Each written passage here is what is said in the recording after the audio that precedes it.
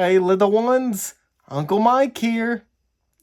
We're in chapter 7 of The Princess and the Goblin, The Mines. Curdie went home whistling. He resolved to say nothing about the princess for fear of getting the nurse into trouble.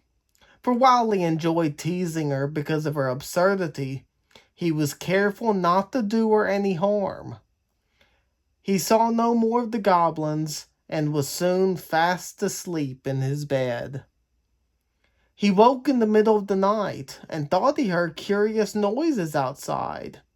He sat up and listened, then got up and opening the door very quietly, went out.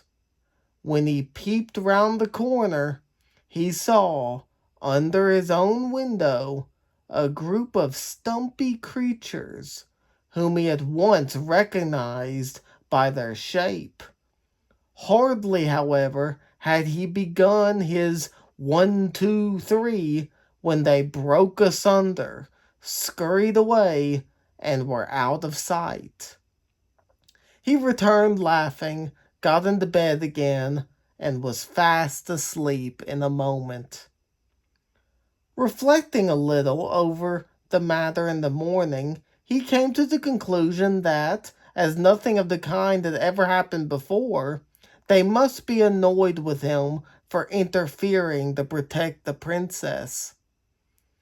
But by the time he was dressed, however, he was thinking of something quite different, for he did not value the enmity of the goblins in the least. As soon as they had had breakfast, he set off with his father to the mine. They entered the hill by a natural opening under a huge rock, where a little stream rushed out. They followed its course for a few yards when the passage took a turn and sloped steeply into the heart of the hill. With many angles and windings and branchings off, and sometimes with steps where it came upon a natural gulf, it led them deep into the hill before they arrived at the place where they were at present digging out the precious ore. This was of various kinds, for the mountain was very rich in the better sorts of metals.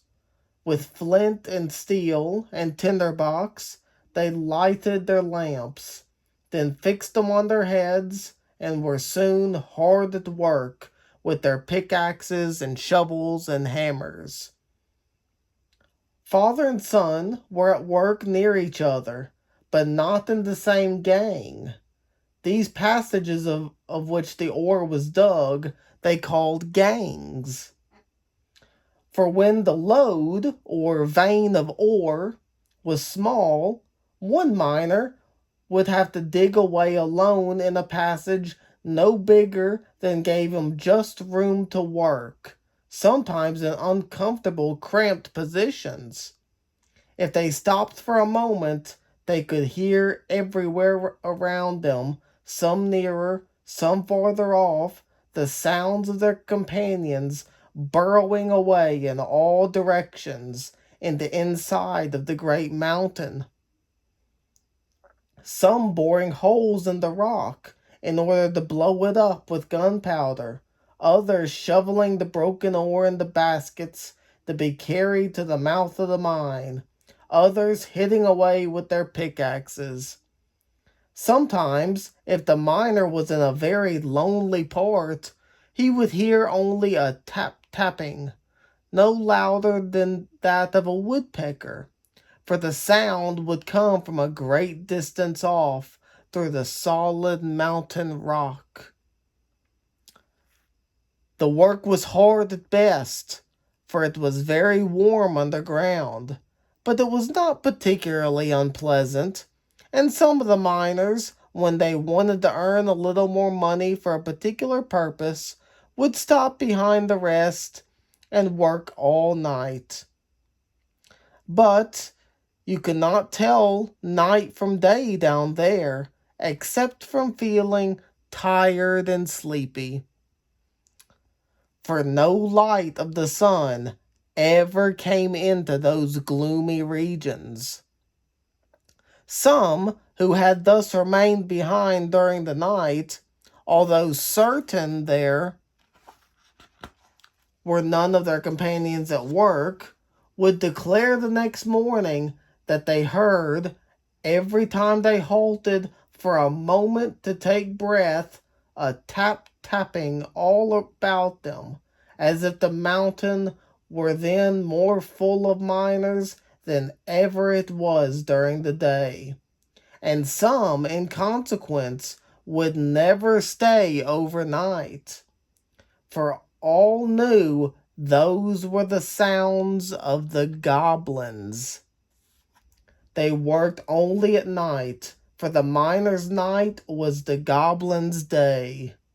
Indeed, the greater number of the miners were afraid of the goblins, for there were strange stories well known amongst them of the treatment some had received, whom the goblins had surprised at their work during the night.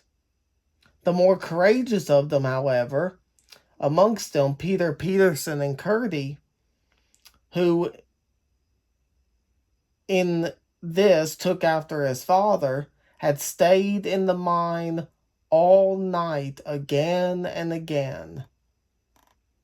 And although they had several times encountered a few stray goblins, had never yet failed in driving them away. As I've indicated already, the chief defense against them was verse, for they hated verse of every kind, and some kinds they could not endure at all.